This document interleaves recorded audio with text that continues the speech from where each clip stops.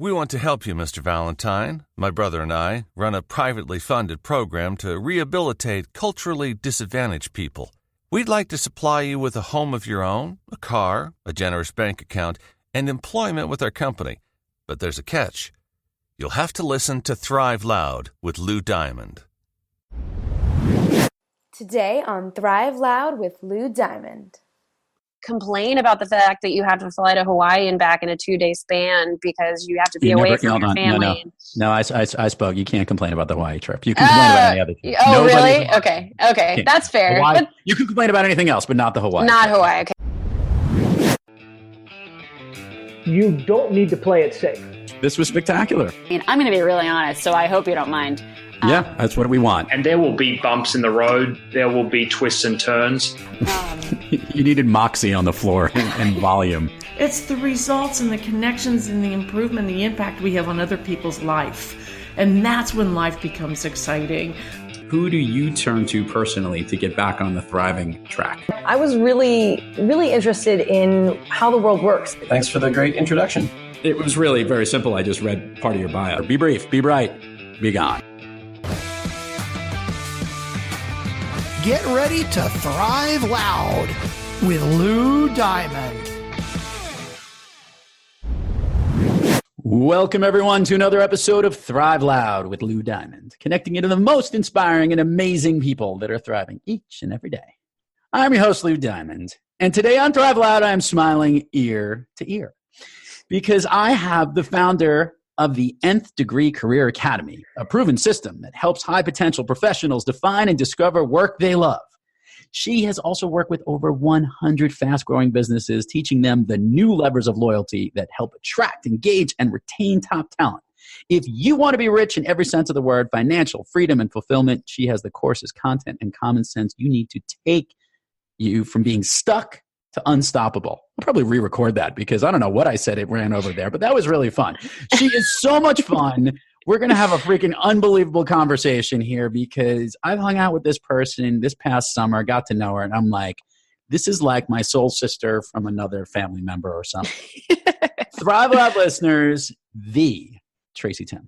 Tracy, how are you today? Oh my gosh, I'm so much better after that intro. You're amazing.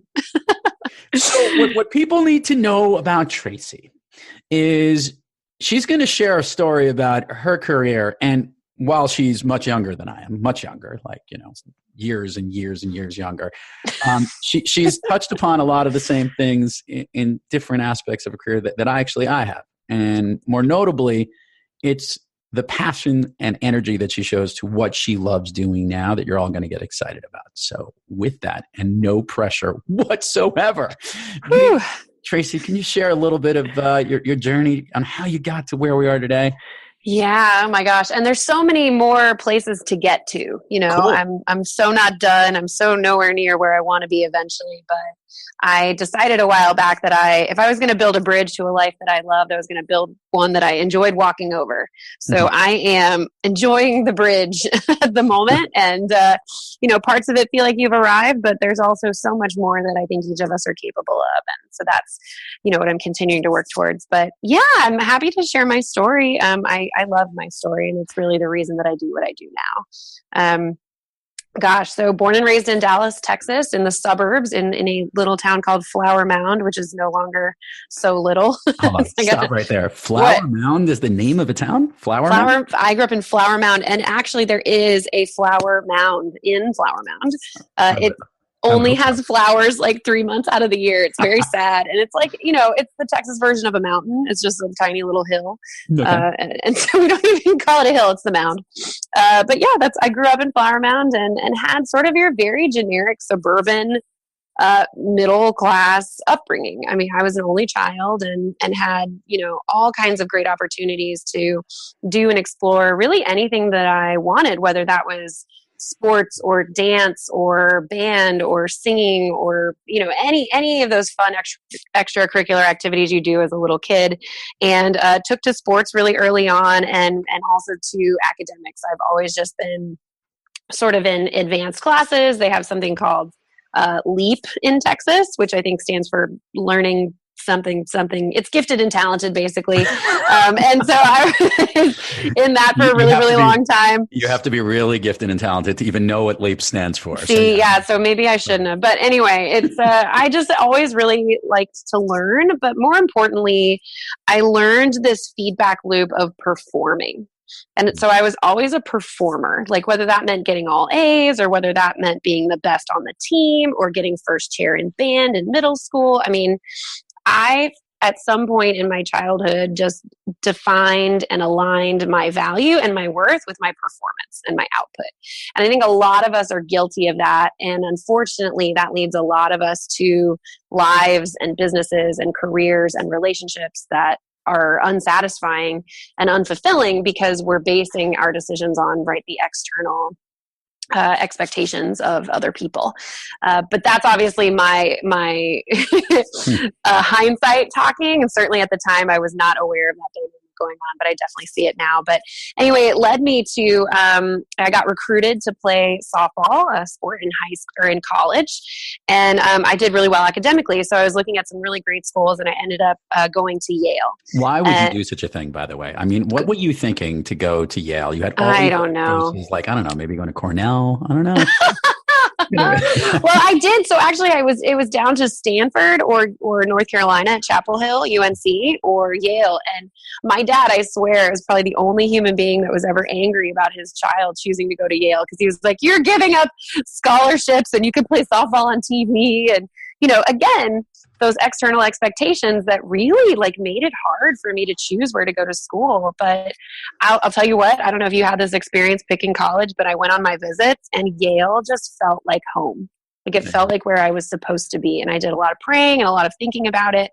And that was my consistent answer was, this is where you're supposed to be. This is where you're supposed to be. So despite not getting a scholarship and having to really hustle on financial aid, I worked 3 jobs while I was in school. I worked every summer selling Cutco knives. If you've ever been around that world. So we hustled as a family and we made it happen. But Yale was just a crazy experience, especially coming from Texas, right? I remember thinking that I didn't want to go to University of Texas because it was too liberal. And then ending up, at an Ivy League, not only any Ivy League school, but Yale, which is very interesting. I mean, you've got, on average, in the undergraduate population, you've got a quarter Jewish people, a quarter gay people, a quarter international people, and then some athletes and some sort of, we call them normies, just sprinkled in. And, it was totally different. It was totally foreign. And I learned a ton about myself, about people, about persuasion, about having opinions, whether they were personal or political or religious or what have you. I mean, that was baptism by fire for sure. But one of the big things that I took away was I had absolute freedom to study whatever I wanted. It was like, heck yeah, this is a nerd's dream. There were 2,000 courses in over 70 majors any given year. And I literally took the blue book every year. It was a physical book back then, and read it cover to cover, even through all those things that I would never want to do, like biology or just all of it, just to see what sounded interesting. And so I just started taking stuff that I thought would be fun to learn about, like sociology or philosophy or ethics or, anything that just really seemed interesting. And that's how I stumbled on the study in the field of psychology. Because I took an intro psych class with Marvin Chun, who I think is actually now the dean of Yale College, and just fell in love with the idea that you could study and learn about people and why we do what we do and our behaviors and our motivations and our stories and where we come from. And that was learning, that I could get grades doing that. That was a dream. That was a total dream, because I'd always loved people. I just never really realized that it was an industry or a field or even something you could work in. So anyway, I studied that, but I'll tell you what, and I'd love to hear your opinion on this too, because the way I was raised, it was all about performing and box checking to get to the next thing. And the next thing was always another year in school or get into the right college or get good grades or what have you. But we did not talk about work ever. It was very odd. it's definitely going to change the way that I approach parenthood and work. And it changes the way that I work with people today, that like, you've got to be thinking early on, like, you're going to work more in your life than you're going to go to school. And if you're only focused at school on getting good grades and none of it has anything to do with applying those skills and knowledge and expertise to a job eventually, like, you're missing the boat. You're missing a great opportunity to really learn applicable things. So I'm gonna jump in here just on this point, in the sense that I definitely grew up with I put more pressure on myself than anyone put on me, anyone from the outside. I kind of wanted the good school. I wanted the good grade. However, I always knew I was doing that because I wanted the good job and I wanted the good experience. And now here was the weird part. The weird part was I didn't know what it was, because I grew up in a family-owned business and that was in retail. So everything that was corporate or everything that was Wall Street or consulting or working in Fortune 500 companies, to me, was alluring. And wow, that's what I want to do. And in fact, I wanted to do so much of it. That's why I went into consulting originally, was the opportunity to see all of it and connect with all of it. However, I do know that there's this ride of pressure that definitely is in there, because in today's, if you think about it, to be successful and thriving, and many of the people who we've had on this show, and by the way, a lot of them without the academic backgrounds that you and I had, and people who've really been self-motivators and drivers to push themselves to that next level. But at the top level of the game, this almost becomes table stakes at a weird sense of it, is to have this high level of education and all of that to just be able to enter a workforce. Right. Yeah. There is a lot of barrier to entry of that type of work now. So I do see that component of the pressure being built up is that. And now obviously I have a child who's in college going through that same thing right now. And they're already thinking about what internships they want. So oh my gosh. Yeah. I totally hear you, though. It might just be like where the bar is being pushed, that once you get to one level, you push to another. However, you were at the top level of all this. Let's also put that in there. That not only, by the way, I learned, for the Thrive Loud listeners who might want to look this up, she was a catcher, first baseman when she played softball. I was, yes. Your knees must be in great shape. Oh my gosh, I got so lucky. Sidebar, I have great knees. I have great joints. So I got super duper lucky. In fact, I just got back a couple weeks ago from playing an adult co-ed slow pitch tournament in Orlando, which was so much fun.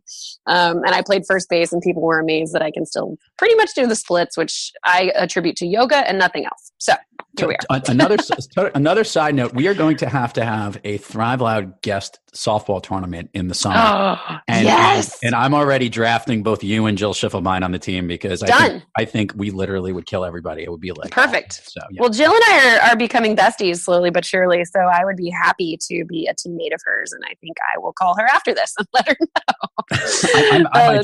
I might just manage and let you guys play. It'll be a lot easier that way. But anyway, excellent. Yes. So here you're right. You get this pressure that you get to the point that you want to go to school, and you go to school. And now I'm going to fast forward just a little bit. And that is, you didn't know what job you wanted to get to. Right. So how did you figure out to get into the field that you wanted to? You tried different things, internships. How did that lead? Zero. I had zero. It's honestly, looking back at it, I can't believe that more people didn't ask me, like, what the heck are you doing?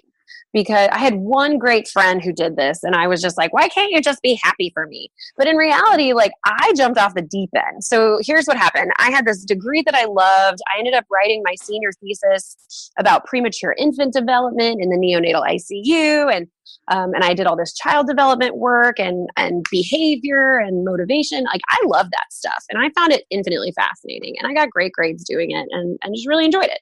But then when it came time to get a job, I remember vividly going to the Yale Career Service Center and saying, you guys, like, I have zero plan. Like, I have zero idea. And I knew deep down, like, everybody at Yale's jockeying for these super high-powered positions, just like you were talking about.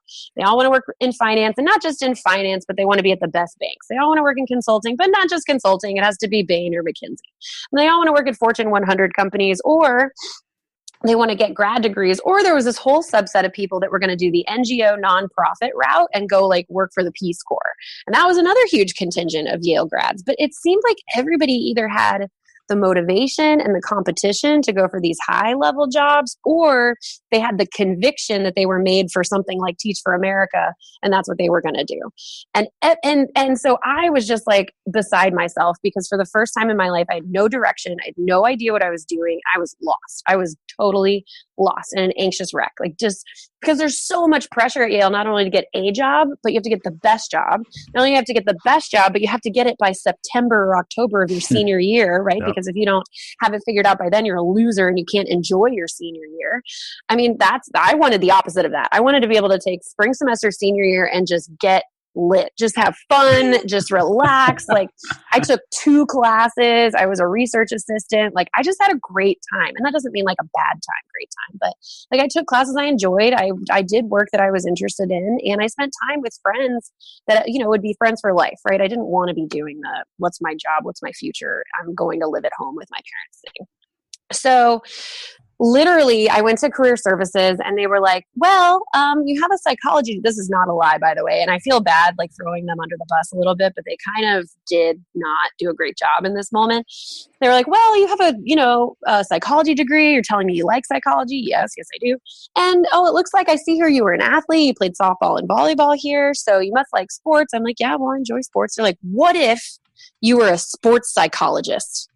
And I was like, girlfriend, if you think I hadn't thought of that before I walked in here, you're crazy, right? Like, how is that helpful? And I just remember thinking at the time, like, isn't there some kind of an assessment or a course or a program or a coach or like anything that could help me figure out who I am and the type of work environment that I would love and be best at, and just what I could do to make a positive first step in my career? And quite honestly, for better or worse, Yale is in business with companies, right? Their whole metric is how many kids graduate with jobs, how many kids go on to be high-powered in the banking world, in government, right? I mean, how many presidents have we had from Yale? I mean, you guys got a lot of them. It's really a crazy number. I think it's 7 or 8 now. So like, we put people on tracks to run the country, if not the world, right? And if that's just not your route, you feel very skipped over and very, very underserved. Like, here I was taking classes I loved and really investing in my education and obviously paying money, right, to be there, and not a small amount. And there were no real services around figuring out who you were and what you wanted out of your career. And I know that other schools do a lot better job of this, because I've talked to, I think the Ivy Leagues struggle with it specifically because they have so many high-powered, high-potential young professionals who are just like gunning for jobs and for influence and success and status without really knowing what they're getting into, right? And so there are a lot of people who graduate from Ivy League schools every year who are lost and do not know themselves and are yet going down very, very specific paths without really understanding why. And I ended up being one of those people. So I went to, literally after this conversation, I was totally jaded. I applied for Teach for America because I was like, maybe at least I'll get an interview. Didn't even get a first round interview with Teach for America, by the way, which is God's gift to all of education, because I would have been a horrible like middle school teacher, but that's an aside. So I went to a career fair that they were hosting on campus. It was September of 2009, and I graduated in 2010, and was just traipsing up and down the aisles with this resume that made no sense, that had all my Cutco experience on it, and the fact that I worked at El Chico Mexican Cafe when I was in high school. Like, it had nothing relevant to any of this stuff, and I now teach that resumes are basically irrelevant unless you know what they're in service of, which I think is true. And so I'm walking around like just talking to people, and one of my girlfriends, Holly, had just gotten back from a semester in Scotland. And so she comes running over. She also knew that I had been spending every summer doing B2C sales, like selling Cutco knives is basically making appointments with people one-on-one and demonstrating knives and then trying to sell them on the spot a $900 set of knives. Like, that's what I did for every summer in between college. And I made great money doing it. I learned a lot about sales and a lot about human behavior and consumer behavior. But all of that aside, Holly comes running up to me and goes, okay, there's this company called the Royal Bank of Scotland, and they're hiring salespeople. And I'm like, well, okay, that's cool. Like, and so she had been talking to them because she went over specifically thinking like they were in Scotland or they had some, link to Scotland, which they do. And I know you're laughing. And if I'm you're laughing listening to because this, I know where their headquarters in the States is in right? Connecticut. Right. Yes, exactly. So if you're listening to this and you're going, wow, these Yale kids are smart. Like we were softball players who were psych majors. And Yale's a bubble, right? If you're not really into the news and really political or really into finance, we had no idea that the recession had started. We had no idea what was going on around us. We were just very insulated from everything. So we go over, to the table, and I find out that it's obviously a bank and it's a financial services company. And not only that, but it's one of the biggest like broker dealers, right, in the sales and trading world. They have an investment bank. They have all this stuff that I didn't even know these terms at the time, right? But I tell her about my experience. She tells me that she's in sales, but in sales and trading. So she works on a trading floor. And I still remember this girl, Reka. She's amazing. She was sort of my like female baptism into the finance world. And she was super high powered, super beautiful, very like didn't take any shit from anybody. Can we swear, by the way? You absolutely can fucking swear. Great. So she's like, well, why don't you just apply? And it turns out that the head of the entire North Americas, who was based in Stanford, was also a Yale grad. His name was Rich. And so Rich was there. He always did the Yale recruiting stuff because it was close to his heart. And so I ended up going to a happy hour with them and with Holly and her sister. And, we just tried to like really get in with them and just see where it would go. And Holly ended up sort of bailing and not going that route. But I doubled down on it, just thinking like, this is my only chance.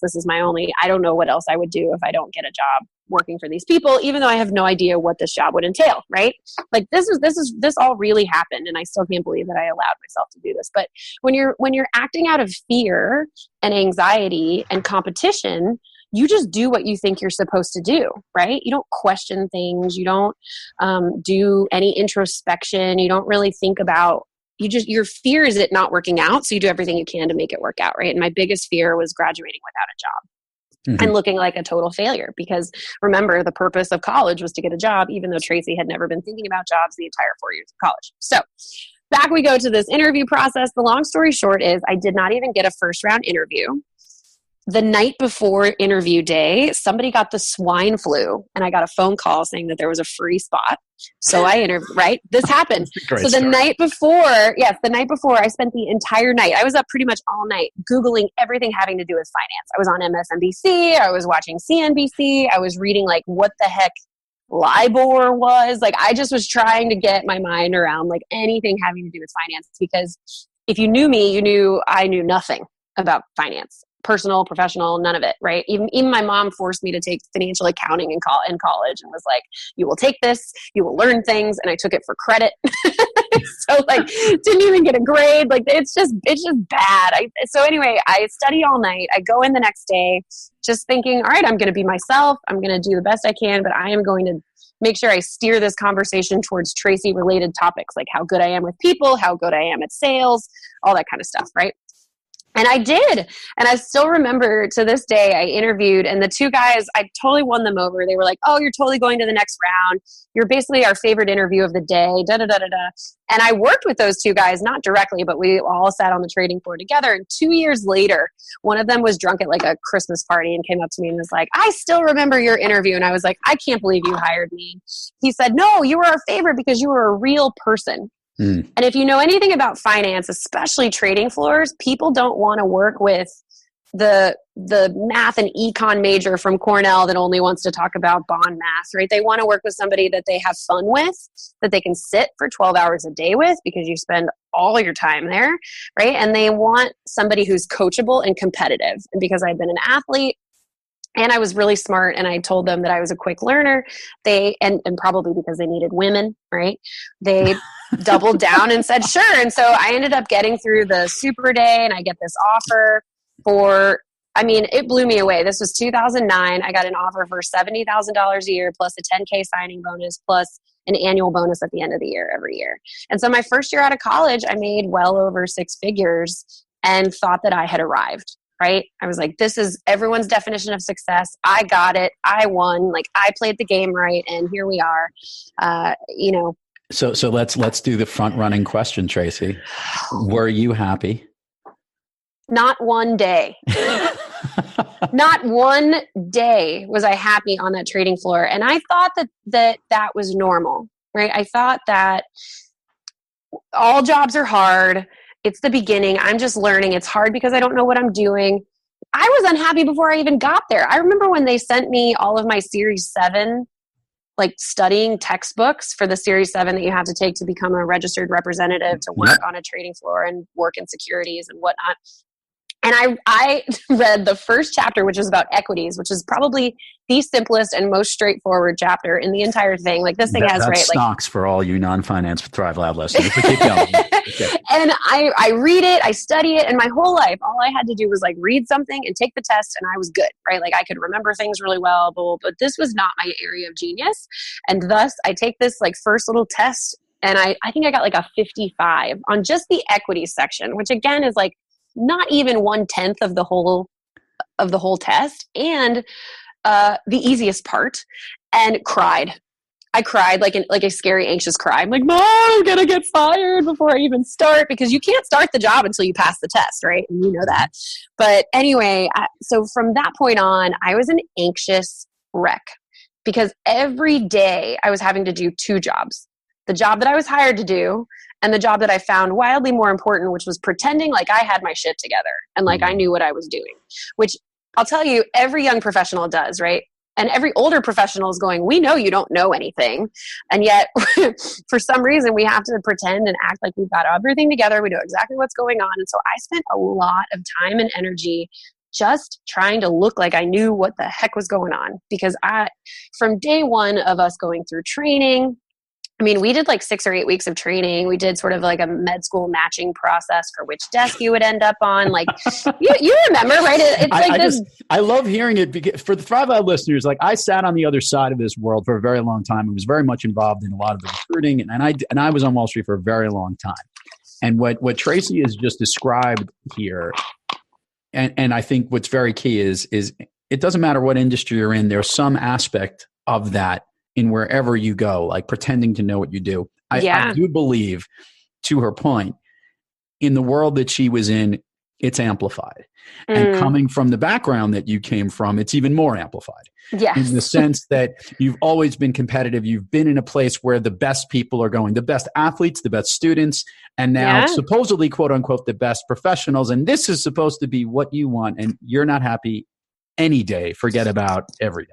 Yeah, it was misery. It was just absolute misery. So you do this. How long did you work on the street for? What was 2.5 years? 2.5 years of, and was there ever a good day? I guess maybe the day you left, was that? Even that was hard. Even that was like, what am I doing? You know, like I thought it was a good day, but I think probably the day that I quit was one of the better days. And then I actually ended up staying a few months after I quit, which was a blessing, because I quit at a point of misery where I didn't know what I was going to do, but I knew that I physically couldn't stay there any longer.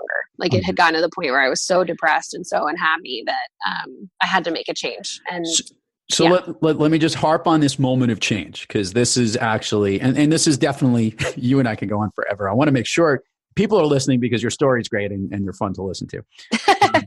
Well, it's going to get better. The story's going to get better. It's going to get worse before it gets better, but it gets better. But here's the main point. And this is something that most people recognize. And this is what the show Thrive Loud is about. Those that recognize at some point in their career or something has happened, that they make a change, that they take a leap, that they do something different, or more notably, try to get onto a track that makes them thrive. Mm-hmm. And this was that point. And I just want to ask this question. At the moment that you quit and you weren't sure where you were going, I guess the overarching thing was, did you feel it as almost like a calling, like I have to do this? Yeah, really interesting. So the circumstances around me quitting were multiple fold. When I worked at the bank, I was there through 2010, 11, and 12, right? The end of 10 and then 11 and 12. And 2011, if anybody remembers this little gem, was the year that the United States as a credit was downgraded by the S&P from a AAA credit to I don't know, AA plus or whatever it was. And that meant that the market freaked out. And for like multiple days, if not weeks in a row, I mean, stocks tanked, everything was going horrible. People were like on suicide watch, like it was bad. So after that, what the fallout in the financial world, and specifically for banks that weren't based in the United States, was massive layoffs. Right. So my desk was literally cut in half in November of 2011. And in my mind, they fired all the good people, like all the nice ones, all the fun ones, all the ones with families. I mean, everybody who I ever had a positive conversation with was gone. And the only people left were ones that I very much struggled to be around. And so I spent the entire second year, all of 2012, with all of these people, and our group shrank. Our group got smaller and more consolidated. And actually, that's the Yale student, ladies and gentlemen. It was a trader who was now in charge of all of sales and trading and research in all of the credit department. So, I mean, if you've ever worked for a trader, you have. I mean, it's a special breed and not a very sensitive human. And so it was definitely tricky for the last year. And I just, like I said, got more and more miserable to the point where I couldn't even enjoy things that I normally enjoyed. And that was the straw that broke the camel's back. I actually went to a wedding of a high school friend that was at Notre Dame. This was like September-ish of 2012. And if you know me, and you've known me for 10 minutes, you know that I love weddings. I love the love. I love drinking wine. I love dancing.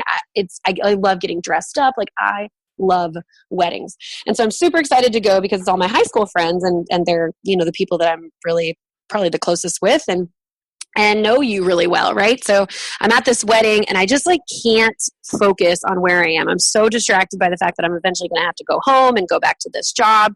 And so Saturday night at the reception, instead of being inside with all of them, drinking and having a good time, relaxing, dancing, I was outside on the curb crying. And one of my friends came out, Matt, I'll never forget it, this conversation. He was like, "What is going on with you? You're just not yourself anymore. Like, something is really wrong." And at that point, when I knew the people who knew me best could see that I wasn't the best version of myself and that I couldn't overcome the 12 or 13 hours a day that I was spending miserable, like that takes just another world of energy. And I think the fact that I lasted 2.5 years says something about about me. But it just really rocked me. And so quite literally on the flight home the next day, I typed up my I quit speech on my iPad, and I walked in the following Tuesday because it was the long weekend. It was whatever holiday that is in early October that you get in the banking world, Columbus Day maybe. And right, and which I lived for. We lived for. You live for bank holidays when you work in finance. No, those skeleton days were always good, like when the close and the banks were open. So you felt totally there. Yeah, okay, keep going. Love it. Oh my gosh, sorry. It's the little things, guys. So, and you know, you guys know this, like the minute you can bond with somebody over something really obscure, you're immediately best friends. So that's what Lou and I have. But anyway, yeah, so I quit sight unseen, had no plan, had no prospects, had no job, had nothing figured out. I just knew that I couldn't stay there. And I knew that something needed to change. And whether that was me literally being on the street for a little while, not on the street, but like no job, which in my mind was the equivalent of being homeless, which it's not, by the way, because I've been down to my last dollar and I've lived out of my car for a week. Like, it's not the same. But anyway, I knew something had to change. And what you're referring to, this sort of calling, that didn't come until later because I was afraid to listen for it. I had enough courage to quit, right? Because I had let myself get to the point of misery that honestly, when I work with clients now, because I work with young professionals who are in the exact same boat, they're used to being high achievers, they're really high potential, they've put themselves on what I now call career conveyor belts because they look safe and they look clear and they look like what successful people do. And then they find themselves absolutely miserable. And because that's all they've done, they have no idea how to break free of it. Those are my ideal people that I work with, right? My ideal clients and students. But realizations and courage come in waves, and they come, successively after you've hit one, right? So they're like an evolution. So I realized and had enough courage to leave but I didn't have the realization and the courage to actually chase what I felt I was built for and what my purpose was until much later. So I want to fast forward a little bit, just because I know that this is really interesting stuff, because here we are. Here's a person that literally for 2.5 years was stuck and was miserable and was living in it. And whether that calling was coming from inside and you chose not to listen to it, it probably was still calling. You just didn't know what the form of it was. It might have been the unhappiness. It might have been the why am I doing this and questioning life, because you don't know. Oh, yeah. Yeah. And I think honestly, when people are saying, I'm just looking for a sign that it's the right time to quit, I'm like, the fact that you're looking for a sign is the sign. Is your sign, man. Like, go. Like, I get it. So yeah, you're absolutely right. So with that, think of a little irony here. And I want to do a little pull forward, fast forward kind of a thing here. And that is that you actually went from a person who was truly stuck to helping people achieve career clarity to get them unstuck. Okay, so this isn't just you having your experience and trying to figure out what to do. Your transformation not only went into whatever you decided to do, but to also help those that literally went through what you were in. Exactly. So for the Thrive Loud fans and listeners here, how the heck did you get from that unstuck position to being unstoppable?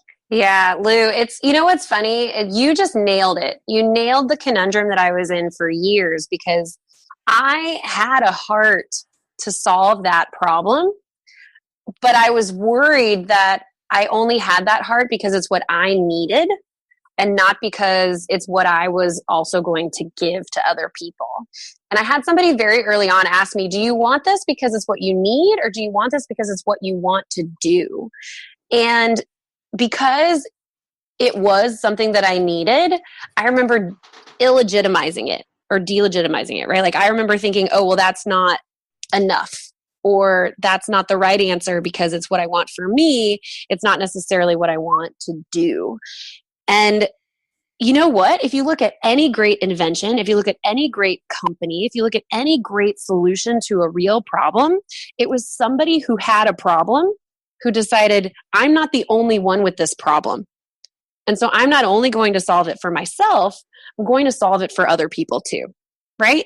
Right. That's where all these great innovations come from. It's where great inventions come from. It's where great companies come from, is somebody who had such an intrinsic desire to solve a problem for themselves, but then thought, maybe this isn't just the problem, that maybe I'm not the only one. Maybe people could benefit from what I've learned.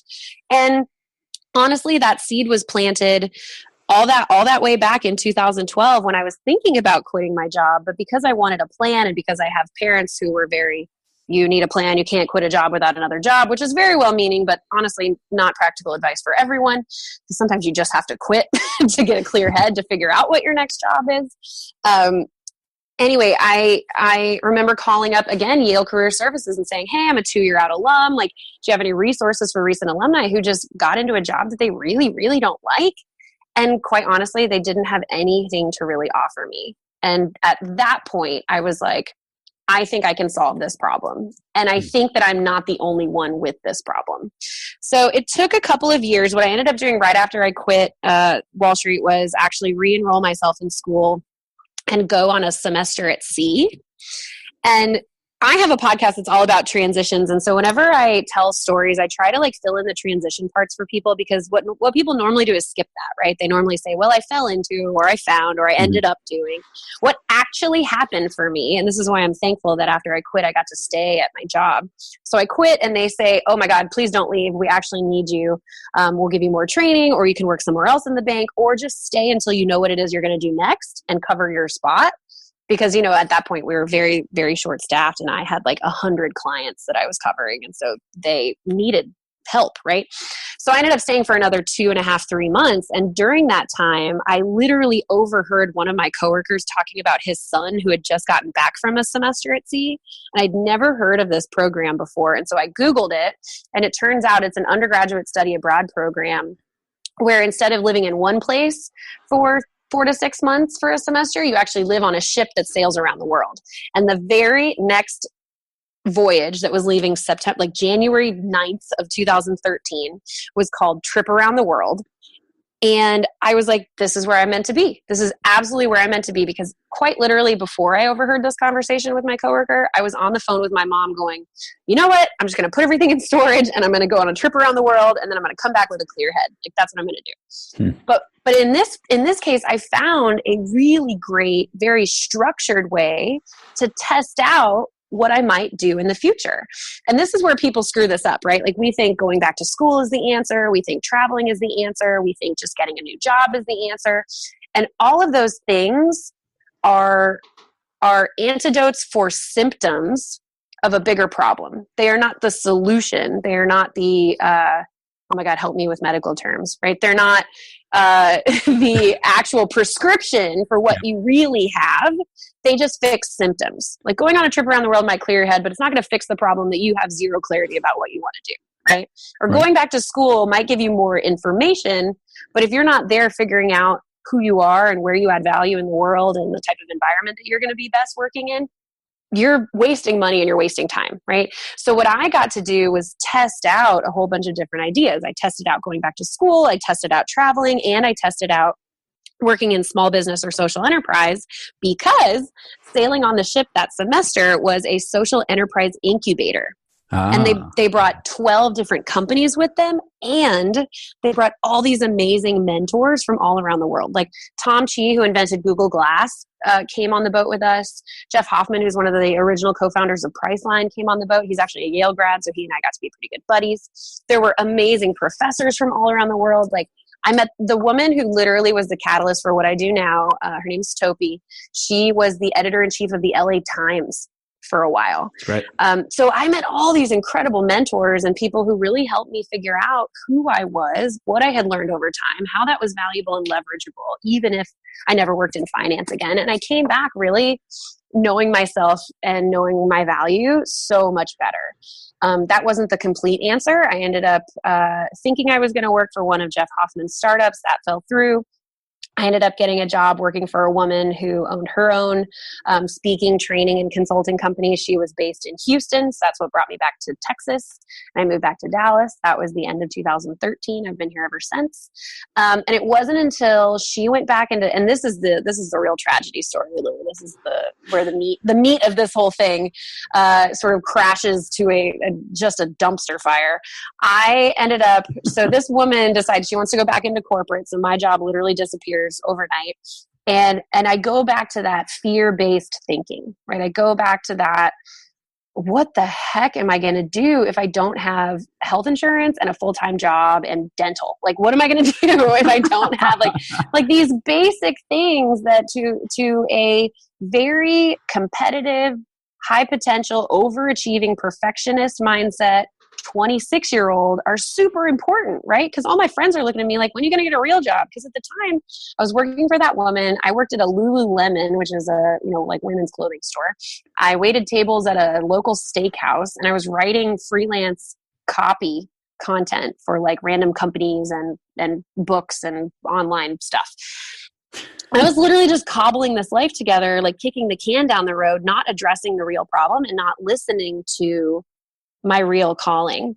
And so when it came down to it, I just leapt at the first job that I was offered. Didn't ever do any formal applications, didn't ever go on Indeed, didn't ever update my resume, just quite literally ended up working for one of the vendors that woman who had gone back into corporate was actually in business with.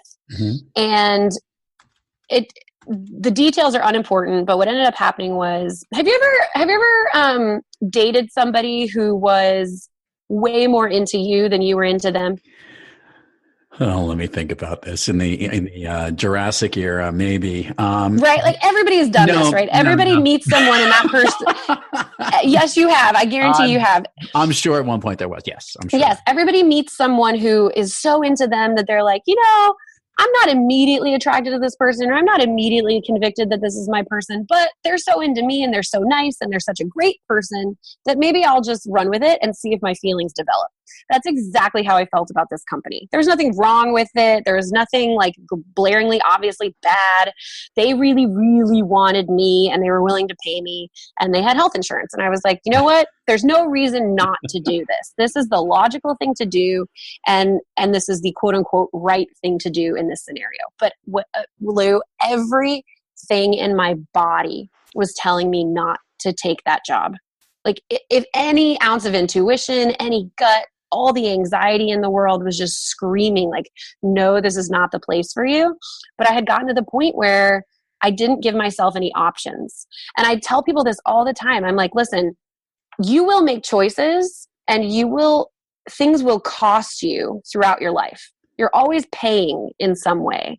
And if you're not addressing the real problem, why you're really unhappy, why you really don't have clarity, why you really don't like your job, why you really feel unfulfilled, then life will present circumstances that force you to, or it will put you in a scenario where you have no choices, right? Like either you can take control and take ownership of your career and your life, or you can continue to allow it to control you. I like that. And once it controls you, you run out of options. So I was literally at the point where I had no money.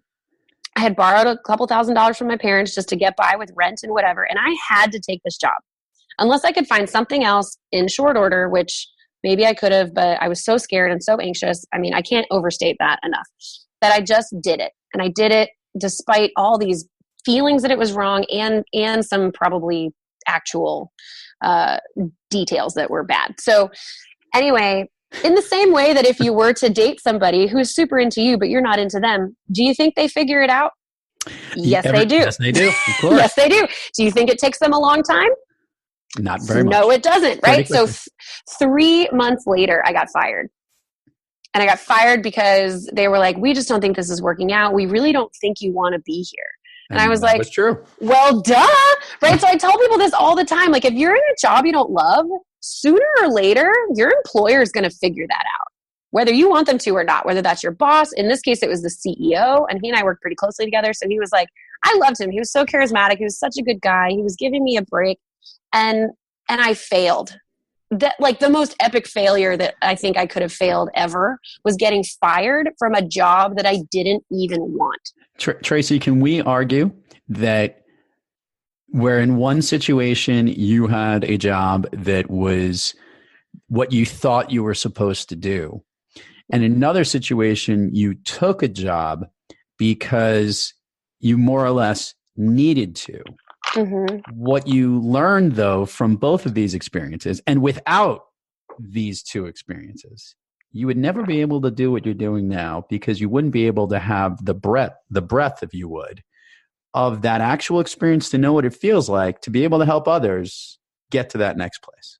100%. Yeah. And somebody very shortly, and probably too soon after me getting fired, told me this is going to be the greatest blessing of your entire life. And I was in the same breath going, I hope you're right. And at the same time going, I hate you. You know what I mean? Like, you just don't, that's something you want to be told like a year later, right? Like, right. Wasn't this the greatest blessing in the world? You're like, yeah, sure it was. But at the time it really sucked. It's not something you want to hear like 2 days after you get fired. And it took me almost an entire calendar year to say the word fired. Like, I was so devastated. I used to tell people that we parted because of mutual, what did I say? Mutual disagreements, or like, I don't know. I didn't lie, but I certainly didn't tell the whole truth. Well, there's a little bit of shame and whatnot. And from what there's you've been so around, much shame. Nobody ever wants to say that they were fired. I mean, let's just call it what it is. But in the same sense, here you are today, and you'll be glad to talk about it, mostly because you have something else to. Now, right. We have Thrive Loud fans have been patient. We've been doing a good job. We took the motto that ends the show out of the equation, which we'll joke about because I think Tracy knows what it is, but she'll laugh. But we'll get to it. Let's give the fast forward version. I want to do some homework here for the listeners. Yeah. Okay. Right now, I want you to give me all the places that people can find what you're doing now, and we're going to work into it. So give the company that you're doing now what it is, websites, social media, all that, so we can get this admin out of the way, because we got a bunch of other things that we have to get to, and I want to make sure. Absolutely. Okay. So right now, if you fast forward to, and Lou kind of did some of this during the intro, right?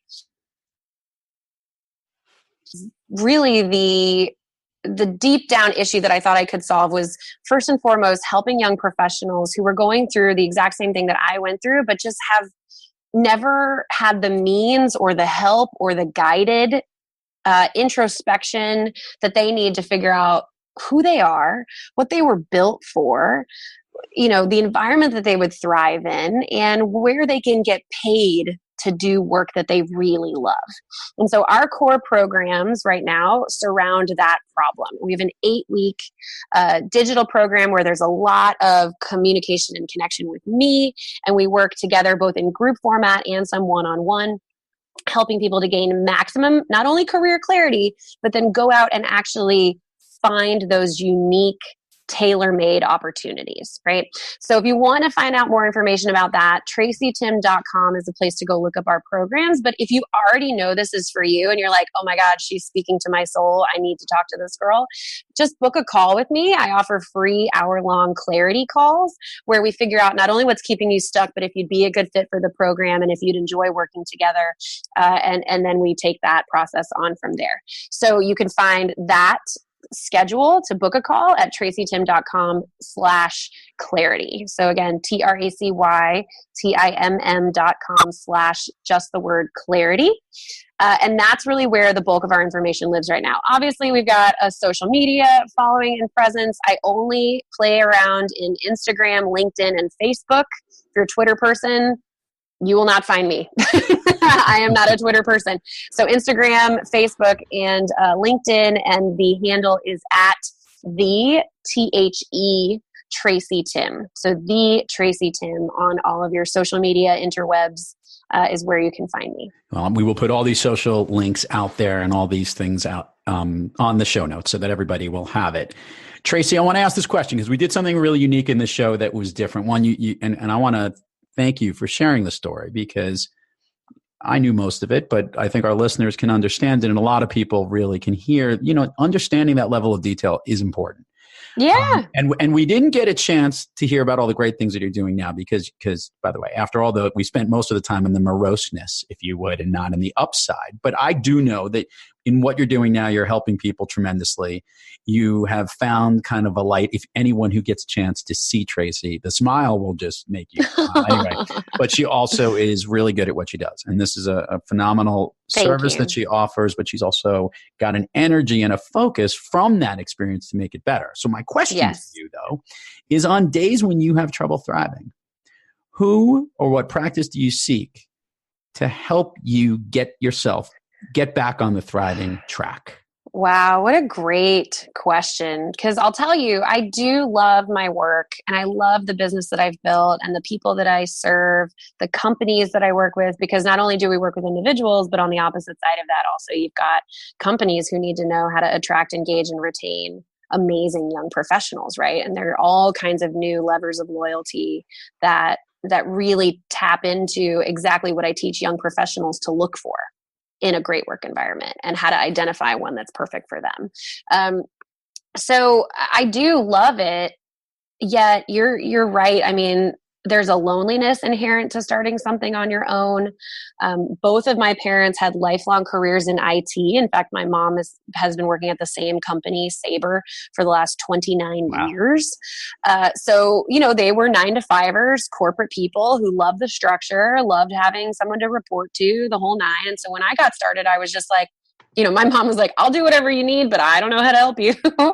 And so there are definitely days, I would say even today I was struggling before we got on this phone call. And it's things like this that really light me back up. I love being reminded of my story, of why I do what I do, even when maybe a sale doesn't go through or a client backs out or somebody is really, on me about some supplier or some investment I have to make or some just minutia detail that I'm not interested in worrying about. The things that get me back to baseline are very basic things that remind me of why I do this in the first place. So first and foremost, I reach out to my mom, and I know that's like maybe not like business savvy, but no, that's a person in your family that you seek. So she is, we sadly lost my dad. It'll be 2 years at the end of November. And so she and I were already close, but just got even closer. And I'm an only child. And so we're basically best friends. And she's really good about helping me be clear on how much I have accomplished, how much money I still do have, despite never feeling like I have enough, right? Like that everything's going to be fine. She's just very good at that calming clarity. So I always reach out to her.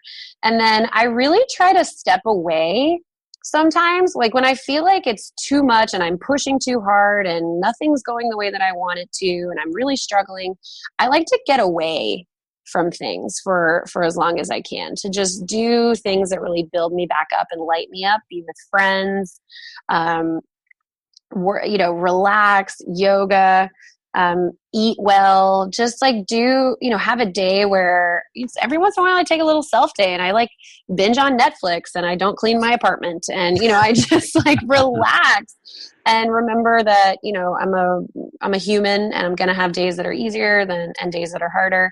But you're right, when you're in the thick of it and you don't feel, it's scary too, to really tap into the fact that you're doing something you love, but you don't feel great doing it sometimes. And that's true for everybody, I think, because my entire job is not the stuff that I would love, right? If I was hired in a company to do what I'm doing, maybe it would be like that. But because I wanted it to be, I wanted to build my own methodology, which I did. I wanted to trademark it, which I did. I wanted to start licensing it in a way that felt good, and which I've done. So, and build the programs and the products that allowed me to live the life that I want to live. So I think you just have to go back to the basics. And for me, it's always reaching out to the people who know me the best, who I can complain to, who understand what I'm going through. And that's not very many people. In fact, that's why I feel like Lou, like you and I, and our friendship has grown, and I've become closer friends with a lot of other speakers, because sometimes you just need to complain about the fact that you have to fly to Hawaii and back in a 2-day span because you have to be away from your family. No, I spoke. You can't complain about the Hawaii trip. You can complain about any other trip. Really? Okay. Yeah. That's Hawaii, fair. But you can complain about anything else, but not the Hawaii trip. Not Hawaii. Okay. Well, if I have to go to like Cleveland and back for a 12-hour event and then a layover and blah, blah. I mean, it's your job and we love doing the work, but sometimes the circumstances surrounding the work, you can only complain about that to so many people because so many people are going, well, that would be a nice problem to have, when in reality, pain is pain and suffering is suffering, and we all do that in different ways. So for me, I have to go back to my mom first and foremost, and then back to the church, like things that just I find very foundational and very important that help me realize that what I'm dealing with is probably not as big of a problem or an issue as I'm making it out to be. Tracy Timm, your all-time favorite movie? I knew you were going to do this to me, and I've been dreading it the entire time we've been talking. Is it bad if that's Super Troopers? Oh, that's a good movie. I think it is. I think it might be Super Troopers. How sad is that? But I know like almost every word. I find it infinitely hysterical no matter how many times I watch it. I will say that I was a late comer to the Shawshank Redemption. I only watched it for the first time in the last couple years and fell in love. But I love movies like that, where there's like this cool ending that you could have never seen coming. Kind of like the Ocean's 11 type of movies, or, that kind of thing. So yeah, but I think it's because the first thing that always comes to my mind is Super Troopers. I'm going to stand by it. I'm going to say Super Troopers. Tracy Timm, this has been a pleasure. Oh man, that's what we have to end on? You're killing me. Well, you and I will never end, but for our listeners, we want them to make sure they don't crash their car. No, I'm just kidding. Yes, perfect. What we do want to make sure, though, is that I appreciate you for all the things you've done, and I think a lot of people do too. So I hope you had fun sharing the story. I loved listening to it. I think our listeners did too. And, thank you so much. I love sharing it. And if it can help one person realize that they don't have to be doing something they hate. And in fact, studies show that people who love their work make more money faster. If I can just touch, a couple people out there and say like, wake up and come back to life and do work you love, it's always worth it. Tracy Timm, always a pleasure. Oh, you're the best. And to all the Thrive Loud listeners out there, thank you for joining us. Keep thriving onward and what am I doing? I've been like tongue-tied here. Keep thriving onward and upward. And remember, be brief, be bright, big on. You've been listening to Thrive Loud with your host, Lou Diamond. Make sure to subscribe on iTunes, Overcast, or wherever you get your podcasts. And follow us on Twitter, Facebook, and Instagram at Thrive Loud. Or find us on the web at thriveloud.com.